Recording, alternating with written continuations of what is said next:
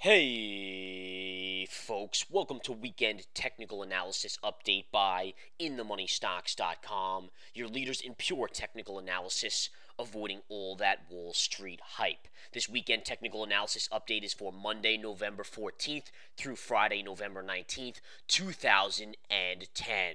Well, I'll tell you, folks, last week was a wild week for many reasons. I want to cover them all here, and then we're going to do some projections into the future next week. What does the market have in store for everyone out there? Now, first off, we have to look back and see what a monumental week it was last week for multiple different reasons. All right, so last Tuesday, as you can see, we opened the market Monday here on a little bit of a down note. We rallied, and again, they saved it. And this is something we've become very accustomed to. The Federal Reserve intervening in the market and floating it higher. And again, we saw that very, very clearly. On Tuesday, the markets gapped up, sold off, then made a new two-year high or so in the overall indexes. A really unbelievable move here to the upside. Notice how it takes out the red trend line by just a smidge. And again, the interesting thing about that is if I zoom out, folks, take a look. If you go back to 2 Fridays ago, on the 5th of November, you made the initial high right at that 122.75.80 level. Then the following Tuesday, you pierced that high. Now, the unique thing about this Tuesday, this last Tuesday, folks, was it was our in-the-money stock turn cycle pivot date. All right, again, we talked about this Monday, Tuesday-ish being a pivot level where the cycle would turn down. And this is based on calculations that we do. And again, we distribute this to our premium members in the Research Center, all right, and in the chat room. So if you want to get involved, just join the Research Center or join the chat room. You will get all of these signals, these turn dates, whatever you could possibly want to trade off of. So again, you pierce that beautifully. That takes out the amateur stops because remember, when you have a double top, see, this is really a double top right here. From this pivot point right here all the way to this one right here. But you took out the actual high because a lot of amateurs will put stops right at that exact high. They take it out. The big institutions take it out. That takes out the stops. They gather all those shares on the short side at that point. And again, the market then starts to sell off. And this was where it really started, folks. You saw a great reversal that day heading down. A little bit of a reversal the following day. And it looked same old, same old. The following day, we got that gap down and a move back up. And then on Friday, the big day, this was supposed to be the first major POMO day, permanent open market operations for the Federal Reserve. All right, again, that was realistically the first time they were going to start putting this $105, $110 billion a month to work in the markets. There were certain technical difficulties, and again, before you know it, the markets are crashing down. Now, why are the markets declining so drastically on a Friday? Usually the Fed props it up, but something went amiss here, and that something was news out of China that most likely they will be raising massive interest rates, or at least raising the interest rates a fair amount to try and slow their economy. Now, why is that bad for the U.S.? Well, if China slows, the rest of the world slows, folks. Remember, they're the biggest consumer now. They're taking over the leadership here. And again, if they slow down, the rest of the world is going to slow. When China is expected to slow down based on interest rates rising, you expect commodity demand to decline. Commodity obviously dropped drastically on Friday. You saw a big decline in gold. Take a look at the GLD. GLD just took an absolute hit on Friday. Look at this, nice little bear flag as well, moving as well. But nonetheless, GLD got smushed. Oil got hit extremely hard. USO, take a look. USO right here down a $1.37 on Friday. That's a huge drop there on oil. All right, so again, if China is going to slow down, then commodity demand is going to slow. If commodity demand slows, commodities drop. If commodities drop, major stocks out there like Exxon and Chevron should get hit. They did get hit, all right? In addition, a rise in interest rates obviously is negative for the whole entire world, and it's almost interesting.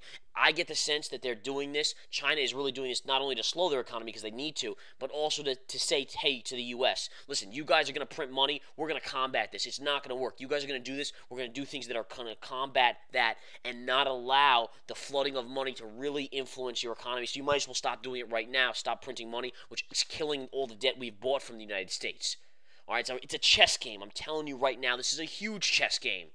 All right, and again, it's not going to stop. Trust me on that one, folks. So again, if we go back to the chart right here and we zoom in, really last week, folks, started out to the upside. Our turn signal was right here. Look at the market turn to the downside. And again, massive money, good profits made on Las Vegas Sands. We're still in some GLD and some other plays as well. Some good shorts in the making here. Now, do I think it's going to be a big decline? I mean, that's really what everyone asks, right? Is it going to be a huge decline? I don't think so. I think the Federal Reserve is going to go back to work. The only thing that could create a huge decline here of more than 5%. And right now I'm just looking at 5%. We've already declined about 2% or so, I would say, off the highs, really from 123 to 120. So it's about 2.5%, 2.25% probably.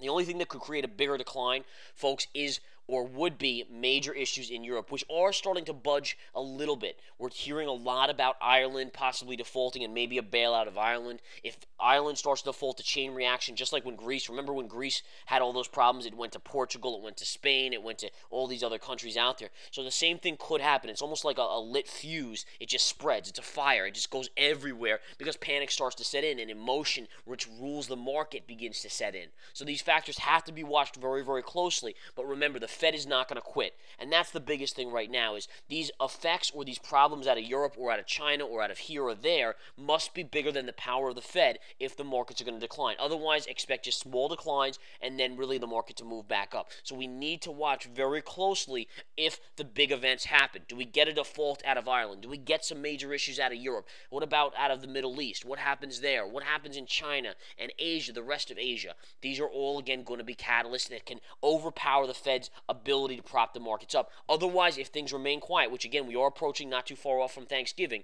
if things remain quiet and once you get into not this coming week but the following week into Thanksgiving's week, then expect very, very quiet trading. All right, so just be aware of that. Then the Fed probably will be able to pump things up and at least prop things up. And that's what they're doing, folks. They're monetizing the debt. They're inflating the asset prices to make the average American spend money because they think they're richer. Again, the 401k, let's say, goes up 15% in the last 2 months when the S&P's up about 15%. The average person out there is, oh, this is great. I feel richer. I don't have to save as much for retirement because my 401k is higher. Little do they know the dollar dropped that much over the last 2-3 months. And so the net buying power did not change one penny. That's the scary thing, folks. It's fooling the public, and that is something that we will all pay the price for because monetizing the debt, printing trillions of dollars like they're doing and flooding the markets will only have a downward pressure on the markets in the long run. In the short run, yes, of course it's been able to prop the markets up, and even over the next couple of years it could have a positive impact. But when you create another bubble, just like the housing and the financial bubble that once collapsed, this one will collapse as well. And that's the scary thing to me, at least, personally, looking at the longer term, is that, yes, is it making things possibly easier right now, having a better recovery? Sure, but what about in the next bubble burst? What happens then? How do we combat it? All right. Now, again, looking at the chart right here, folks, you can see, again, we closed with a nice little bear flag on the SPY. Monday often is a quieter trading day, but with a little bit of this G20 stuff going on, and again, the whole idea of G20 months ago was that China was going to be pressured to let their currency float, but it turned out to be more of a direction towards the United States and what they're doing when the Federal Reserve is doing. So it actually was a little flip of the old table on the U.S. here. But nonetheless, keep an eye on the markets on Monday. Could be a very interesting day. I strongly encourage most of you that do not have the research center, you got to join. Bottom line, it includes everything. Look at the website. We just put up a new website, fantastic new website, very clear. Everything listed under the Research Center is included. And again, we will be putting out alerts for swing trades. We will be putting out market analysis, educational tidbits. I teach every video night. I teach, and folks, there's a new video, 30-minute, 40-minute video every night to watch. Daily market reports, pro trader watches, technical tactic videos, hidden gems, hot charts, no hype live broadcasts. Again, $49.99 a month. Can't beat it. Best value out there on the web and best advice in my opinion, obviously. All right, so again, let's go back to a couple things. Let's go to the 60-minute chart. Take a look at the 60-minute. You can see, again, we have this beautiful double top right up here, and then you have really bear flag after bear flag. Downward move, bear flag, drops. Bear flag, drops, and now another bear flag. The interesting thing is we're underneath this yellow trend line. Let me remove this flat one, because this is the bigger one right here, folks. Look at this. See this line right here connecting this line to this low to these lows right here? You've never been able to break it. We did close below it on Friday, which is actually very, very interesting. Now, if they can get this back above, you never confirm below. For those of you that are Research Center subscribers and watching this video, notice that you never confirm below this yellow line. You close below, but no candle after confirmed. Therefore, we have to pay attention very closely to Monday. I'm sure the Fed will be in full force trying to prop this market up coming week, and again, keeping it up into the Thanksgiving spending holiday. Remember, you have all these big spending holidays coming up. Thanksgiving really kicks off the spending holidays for the Christmas season and the Hanukkah and all that other stuff. That's kicking it off. So you have to remember they're going to do their best to keep this market strong into that. So people are out spending billions and billions, if not trillions of dollars. Again, it starts the cycle. Remember, the Fed's goal is to make people feel richer so they go out and spend, creating a real recovery. In the long run, I don't think it'll work. In the short run, will it work? Possibly. I think we've seen it here because, again, the market has stabilized. We'd probably be in a much worse recession, if not depression, if they hadn't done something. But again, my question would be is even if we went into a short bad recession or depression type scenario for a year or two, you emerge much stronger when you clear all the junk and the bad debt off the balance sheets. In this situation, it's scary because even though they've saved us in the short run, it's just like a politician. Politicians only think about the next couple years. In the short run, yeah, okay, they saved us, but the next bubble that's going to be created here will be monumental, and there'll be no saving it at that point, folks. So again, just keep that in mind. What you need to do is join the research center at inthemoneystocks.com or the chat room if you have an hour during the day. The chat room is where you want to be for the analysis and awesome, just nature of what it is for teaching and education. But either way, join that up, folks. We also have a webinar next Saturday. Be ready for that. It's going to be fantastic. And again, it's all about making money, folks. Bottom line, I'm here to make money. So is all of our members, and that's what we're going to do next week. Join up. We'll see you there. Take care.